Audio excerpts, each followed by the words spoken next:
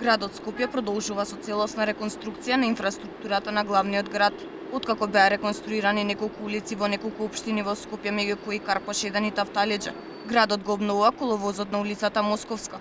Реконструкцијата на коловозот во должина од 690 метри предвидено е да чини околу 8,2 милиони денари и да заврши во рок од 20 дена. Претходно беа реконструирани улиците Димитрија Чуповски, Љубљанска и Антон Димитров.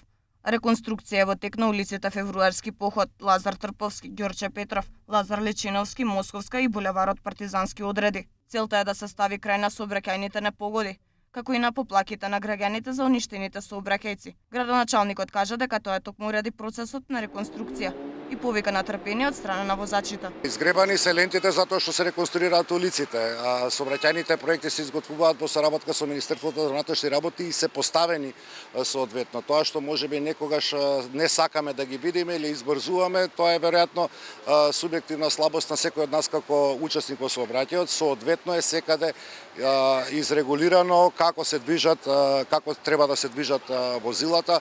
Знаете дека на излезот од Ѓорче Петров едната лента за излаз кој што се работи во моментов е целосно затворена со цел побрзо да ги изведеме градежните работи. Има соодветни патокази кои што патуваат кај се оди и кон Тетово и кон остатокот од тој дел од градот, така што малку повеќе внимание во гледањето на сообраќајните знаци. Денес и утре се планира и прскање против комарци во доцните вечерни часови, односно од 23 часот до рано утринските часови.